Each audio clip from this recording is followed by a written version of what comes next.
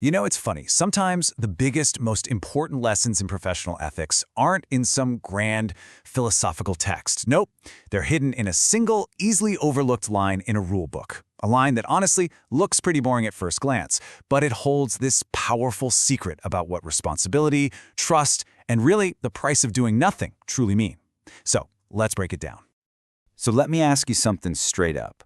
What's the real price of a broken promise? I mean, we think about this in our personal lives all the time, right?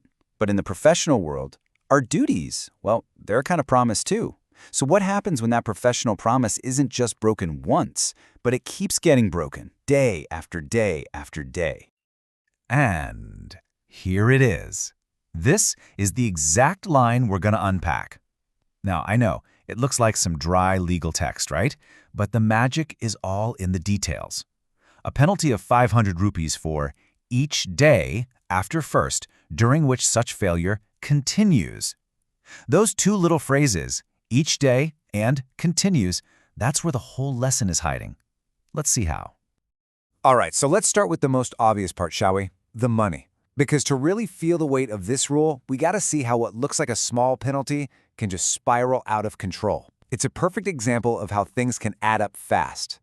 500 rupees. I mean, be honest. That doesn't sound like a huge deal, does it? It's so easy to just look at that number and dismiss it, as a minor cost of doing business. But that's the trap. The real power of this rule isn't in the amount itself. It's all about the timing. And this is where that word continuing really kicks in. So, look, there's no penalty on day 1. It's like you get a small grace period. But then, the clock starts ticking. By day 7, you're already at 3,000 rupees. Let it go for a month, we're talking nearly 15,000. This shows us something absolutely crucial. The penalty isn't for making the first mistake. It's for the inaction that comes after. Okay, so we've seen the financial what? That escalating cost. But to really get to the ethics of it all, we have to understand the why. I mean, what kind of behavior is this rule actually targeting? What does it really mean for a failure to be continuing? And this really gets to the heart of the difference. Look, a one-time mistake? That's just being human. We all do it. You catch it, you fix it, you move on. But a continuing failure? That is something totally different. It's not an accident anymore. It's an active choice to neglect your duty, to let a problem that you know exists just sit there and fester, day after day.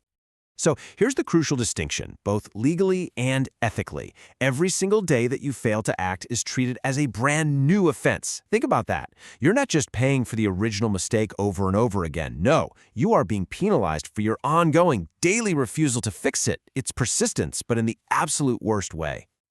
So you might be thinking, why have a rule like this at all? It seems kind of harsh, right? But when you zoom out, when you look at the bigger picture, you see it's not really about punishment. It's about protecting the very foundation of what it even means to be a professional.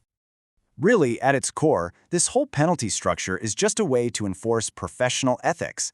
That's it. It's a real, tangible consequence designed to uphold the moral principles that are supposed to govern how professionals behave. The goal isn't just to collect a bunch of fines, it's to maintain a standard of conduct. And these principles right here, this is exactly what that rule is designed to protect. That daily fine, it enforces accountability, it pushes for diligence, and it demands compliance. But all of those, they're all in service of the biggest, most important pillar of all, public trust. Because let's face it, without that trust, a profession is fundamentally broken. Which, of course, brings us to the real heart of the matter. That 500 rupees a day, that's just the tip of the iceberg. The true cost of a breach like this goes way, way beyond a simple daily fine. Think about the cost in 3 layers. At the bottom, sure, you've got the financial cost. That's the number that just keeps ticking up on the calculator. But above that, you have the professional cost. We're talking damage to your reputation, a black mark on your record. And then, at the very top, the most damaging of all is the ethical cost. This is the erosion of trust. It's about destroying the belief that you are someone who actually keeps their promises. See, the money, you can repay that. But a reputation? That is so much harder to fix. And that, right there, is the real insight hidden in that one simple line of text. It leaves us with a really critical question. A fine can be paid, a financial debt can be settled, but how do you ever truly repay a loss of trust? That's a cost that you just can't measure in rupees.